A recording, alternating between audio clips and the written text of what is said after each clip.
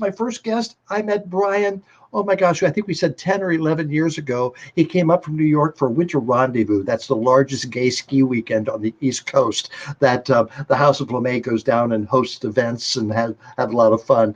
But Brian's been a good friend ever since. And he's got some things to talk about. So, Brian Griffin, come on in my basement.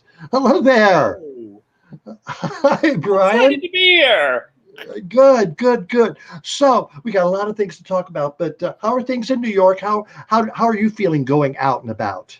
Well, I don't know about New York because I've just spent the last week down in the luxurious southern Poconos at the Woods Campground for their Memorial Day weekend event. And then this last weekend was Leather One. They have 3 leather weekends. And so Leather One, and Why not? at one of the pop-up boutiques, I bought this glamorous leather crown. And it's my favorite new thing, so I figured I would wear it tonight. Very, very nice, very nice. And you were in Dollywood last week too, weren't you? Yes, I've just been on vacation because I am lack of work laid off, so I might as well get out of town. Yes, well, good, good. Well, I'm glad you were able to join us tonight. So one of the things we wanted to talk about was the drag march about New York City. Can you tell me a little bit of history on that? Well, 27 years ago, at the 25th anniversary of the Stonewall riots, I was there. the organizational committee for that was from all over the United States, but none of them were from New York. And unfortunately, they were what I call the assimilationists. And they put out a press release that they didn't want anyone showing up in drag or in leather, so as to create a palatable image for the Midwest or all of those flyover states. I know I'm not supposed to use that term as a New Yorker, but I was friends with Gilbert Baker, friends with benefits with Gilbert Baker, the gentleman who created the rainbow flag. And we were sitting in his shop, or the makeshift shop, because he was sewing a mile-long rainbow flag for the celebration. And he was the one who actually said, we should throw a drag march, because we were all furious about this. And my brain flashed. And because I had done so much organizing with ACT UP, I knew exactly how to make a drag march happen. So I turned to him and I said, we're going to have a drag march. And 6 months later, boom, or actually it was like 5, at that point we were maybe 4 or 5 months out. I just put out like 2,000 flyers that were like little Christian tracts. They said, Jesus loves drag.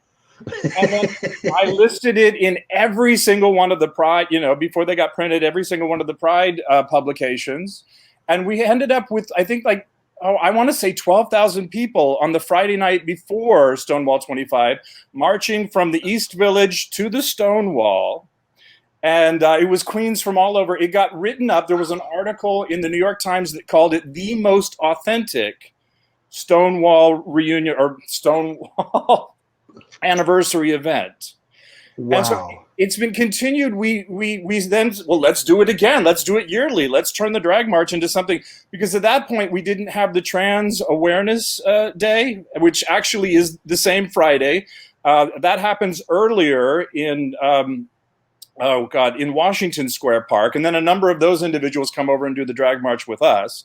But at that point, that didn't happen. And so there you have it. That's the origin story in a nutshell. Oh my gosh, I remember that weekend so well, because we went down early because the International Gay Games were happening that week before that, and we had a volleyball team from Vermont, so we were there. And I don't know if you remember all this, but on that Friday night of Stonewall weekend, the New York Knickerbockers were in the NBA playoffs, the Rangers were in the hockey playoffs, the World Cup was in town, the Gay Games were in town. It was the 25th anniversary of Stonewall, and it was the night that OJ did his Bronco escape. I mean, the world was bonkers that night. It was just so exciting. Well, and coupled with the Gay Games, they had a cultural festival.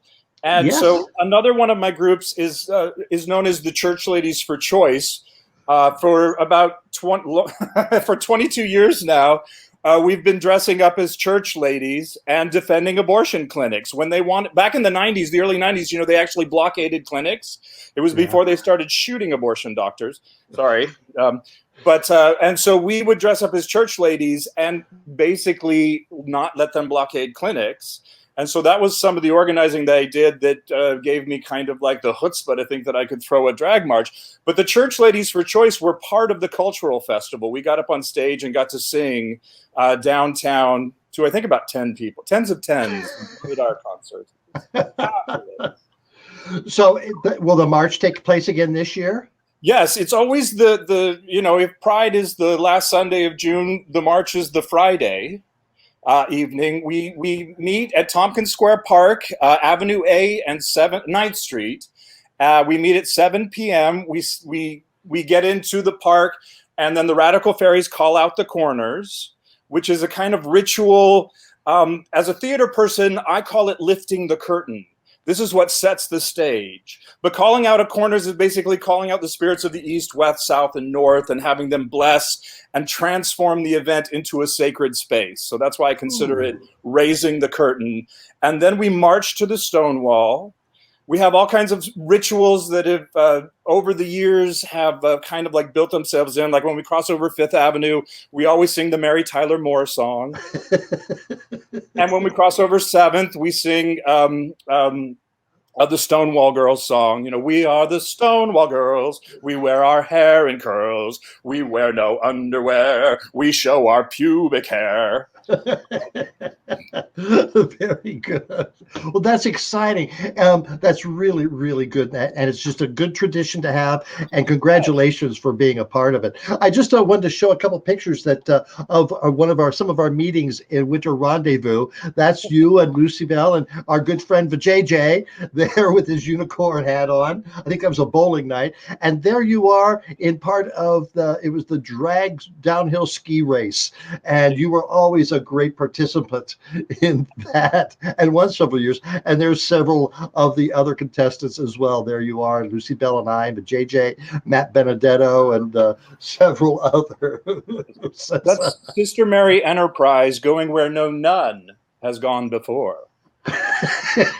Very good. Well, Brian, we'll have you back on because I do want to talk about your work because you've got some fascinating things going on. But stick around because I want you to come back and I want you to ask our other guests some questions. Okay. So thank you very much, Brian. Nice seeing you. Love the crown. And that nice history. I love the history of it all. And he helped, or he did it. He put it together.